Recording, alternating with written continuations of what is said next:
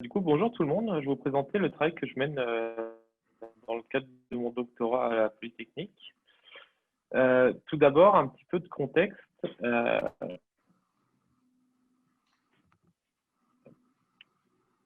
Bien, voilà. Un petit peu de contexte. Sur les 10 dernières années, on a pu voir une explosion de tous les modèles d'apprentissage profond suite à l'important gain de performance qu'on a pu voir sur le jeu de données ImageNet. Donc, ça a pu se faire notamment avec des réseaux convolutionnels, des réseaux récurrents, des réseaux génératifs. Tous ces modèles, le problème, c'est qu'ils utilisent nos ressources. Notamment, ici, on peut voir une étude qui a été publiée en 2019 qui compare les habitudes quotidiennes qu'on peut avoir avec les coûts en CO2, en équivalent CO2, d'entraînement de réseaux de neurones. Et donc, ce qu'on peut remarquer, c'est que par exemple, un vol New York-San Francisco, c'est l'équivalent en fait, de 10 entraînements d'un gros réseau de neurones. Et que pour les très gros réseaux de neurones, donc avec de la recherche d'architecture, là, on est directement sur l'équivalent CO2 de la durée de vie d'une voiture, en fait, fois 5. Donc, c'est un impact important. Et d'autre part, on peut même tenir en compte de l'utilisation de ce réseau, parce que là, c'était que l'entraînement. Et donc, selon NVIDIA, là, on multiplie par 8 ou par 9 les deux lignes ici, 39 et 192. Ce qui fait que tout d'un coup, notre gros réseau de neurones pour le NLP, Natural Language Processing, il devient aussi consommateur de CO2, émetteur de CO2 même, que notre voyage New York-San Francisco. Donc c'est un problème parce que du coup, l'apprentissage profond aujourd'hui, c'est extrêmement consommateur de ressources, notamment d'énergie. Il y a quelques avantages à avoir quand même une IA sobre en énergie, en apprentissage profond sobre en énergie. Premièrement, à court terme, ce qui serait intéressant d'avoir, c'est si on arrive à faire tourner par exemple sur un téléphone un réseau de neurones profond, on pourrait tout de suite avoir des usages hors ligne ou alors, pourquoi pas, en dehors des téléphones, faire de l'IoT un peu plus sobre. Ça a deux avantages, notamment vu que le traitement se fait localement, ça a une faible latence. Et deuxièmement, vu que les données n'ont pas à circuler sur le réseau, elles sont protégées et les données personnelles restent auprès de l'utilisateur. À moyen terme, ça a deux autres impacts qu'on peut attendre, notamment l'utilisation d'applications plus lourdes, si on pense notamment à tout ce qui va être la conduite automatique, ou d'autre part, d'avoir des devices plus légers, notamment un téléphone de plus petite taille avec une plus petite batterie. Et à très long terme, donc là, ça peut être vital pour tout ce qui va être l'apprentissage automatique on the edge, ça va être d'anticiper la contraction énergétique ou peut-être que le kilowattheure va coûter trop cher pour qu'on puisse se permettre de le dépenser, que ce soit pour l'entraînement ou pour l'inférence. J'ai noté 3 axes par lesquels on peut s'y prendre. Premièrement, quelque chose sur lequel il y a une forte emphase aujourd'hui dans la recherche en apprentissage profond, c'est de la recherche de meilleures architectures ou de meilleurs algorithmes. Ça va avoir deux impacts. Premièrement, c'est que les performances du réseau vont s'améliorer. Si c'est une tâche de classification, la précision va augmenter. Et d'autre part, le nombre de paramètres requis pour que le réseau fonctionne ou le nombre de calculs de manière équivalente va diminuer. Donc ça, c'est un premier axe. Un deuxième axe, ça va être l'utilisation de matériel spécialisé. Comme on le sait, dans les années 2010, ce qui a permis l'essor de l'apprentissage profond, c'est la mise à disposition de cartes graphiques grand public qui marchaient bien. Ça, c'est encore en train d'arriver aujourd'hui avec notamment Graphcore qui propose de nouveaux modèles hardware, notamment les IPU, qui sont une évolution, on peut le voir comme ça, une évolution des GPU, mais uniquement pour les tâches d'apprentissage profond. Donc, c'est du matériel optimisé pour l'intelligence artificielle, mais également du matériel spécialisé, ça peut être des nouvelles technologies. Par exemple, on peut penser à des nouvelles technologies pour la mémoire qui consomment beaucoup d'énergie, notamment les memory stores, qui sont une technologie qui entre également dans le troisième axe, qui consiste en faire des compromis matériels. C'est-à-dire qu'on a un environnement instable pour faire tourner le réseau de neurones, mais cet environnement instable est plus économe en énergie. Si je reviens sur le matériel spécialisé, on peut par exemple utiliser des memory stores, donc, qui consomment beaucoup moins d'énergie de base, mais qui sont très instables. Un autre exemple de compromis énergie-fiabilité que moi j'utilise personnellement dans ma thèse, c'est de réduire la tension d'alimentation du système. Donc ça permet des gains d'énergie quadratiques. Le problème étant que dès qu'on réduit cette tension d'alimentation, les bits ont une chance d'être corrompus. Donc ça, on peut le capturer par un modèle mathématique, comme on peut le voir sur la droite de l'écran. Donc si on compare l'énergie normalisée, la consommation de notre système par rapport au taux d'erreur pour chaque bit, eh ben, on se rend compte que dès qu'on diminue de moitié, par exemple, la consommation du système en jouant sur le voltage, tout de suite, on a quelques pourcents de taux d'erreur sur les bits. Et ce qui peut être intéressant, pour aller un peu plus loin, c'est de s'intéresser à la mémoire, parce que ça représente 30 à 60% de l'énergie totale quand on s'intéresse à l'apprentissage profond. Le problème de cette approche, c'est que ça a de forts impacts sur la performance. Le réseau, il va perdre rapidement, si on fait une tâche de classification, il va très rapidement perdre sa capacité à correctement classifier les images, dès lors que le taux d'erreur sur les bits augmente. La question est comment préserver le réseau de cette corruption. Une approche assez simple qui marche bien empiriquement, c'est de simuler la corruption des poids pendant l'entraînement du réseau. Ça, alors, ça a des résultats qu'on peut voir tout de suite.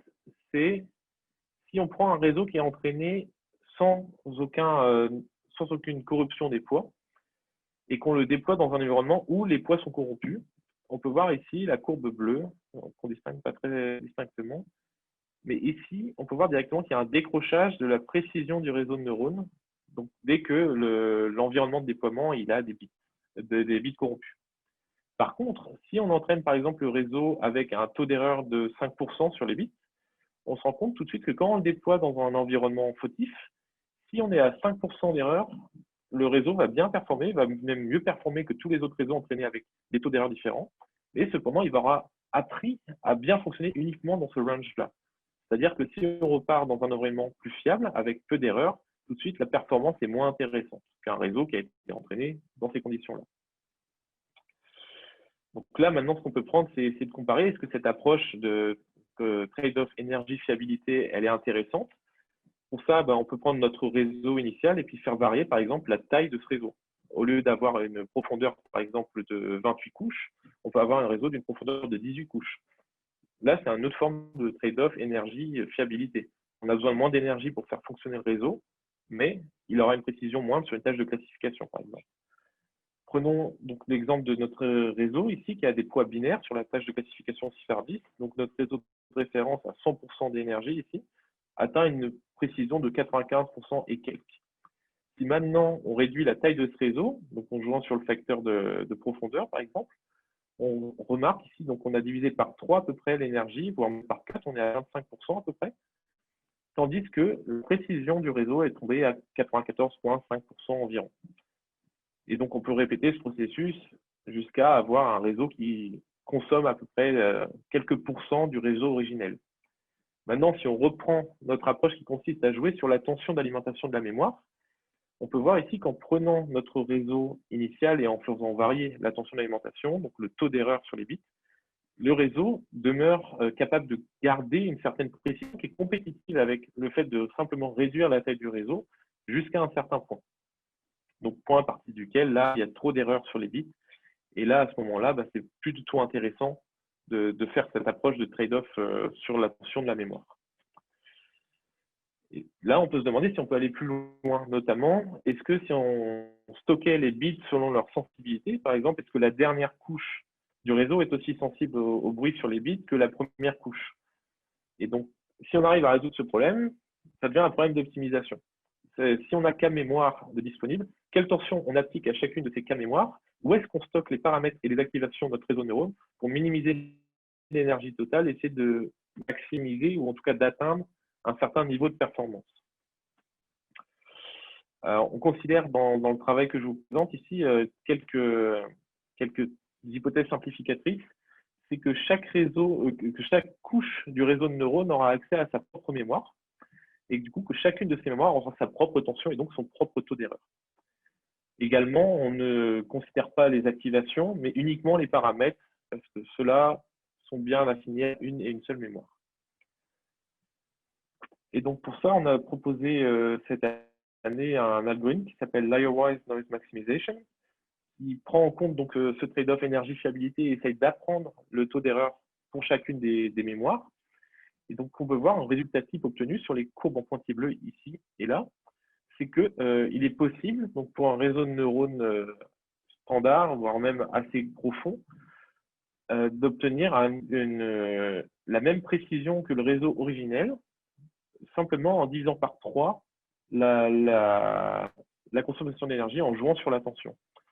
On peut également remarquer que cette approche, donc, qui va venir donner plus d'importance selon l'endroit où ils sont dans le réseau, plus d'importance à certains poids du réseau, eh bien, on remarque que le maintien de la précision du réseau se fait également plus en profondeur dans des faibles consommations d'énergie. Par exemple, ici, à partir de 30 et quelques pourcents, on pouvait remarquer sur l'approche naïve qui consiste à mettre tous les poids et les paramètres sur une seule mémoire, il y avait une perte dramatique de performance à ces 30%. Or, dès qu'on applique cet algorithme qui vient différencier en fonction des couches, on remarque que là, on peut même être compétitif par rapport à un réseau dont on a simplement réduit la taille. Et cette observation se fait donc avec des réseaux de tailles différentes, comme on peut le voir sur la droite également, où l'on gagne à peu près 3 à 2,5 fois la consommation d'énergie du réseau de référence. Tout ce compromis énergie-fiabilité, il a des défis pour réussir à faire cette optimisation. Déjà, premièrement, on veut le faire dans un contexte dynamique, comme on l'a vu dans les quelques premières slides avec l'étude de Stoubel. De faire de la méta-optimisation de réseaux de neurones, c'est très coûteux en équivalent CO2. Donc, l'intérêt, c'est d'avoir assez peu d'entraînement et de trouver assez rapidement c'est où le meilleur compromis énergie-fiabilité. Deuxièmement, il y a un autre défi auquel on n'a pas encore répondu, c'est est-ce qu'on peut couper cette approche de compromis énergie-fiabilité à d'autres techniques, par exemple, de faire du pruning de paramètres ou encore de l'optimisation architecturale. Est-ce que ce compromis, là, on voit des gains de 3 fois l'énergie, est-il toujours possible? Et dernièrement, un dernier défi pour ce genre de recherche, c'est de faire du test in situ.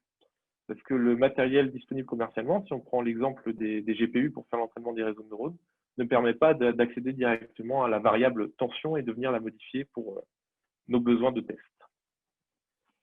C'est tout pour moi. Merci pour votre attention. Si vous avez des questions.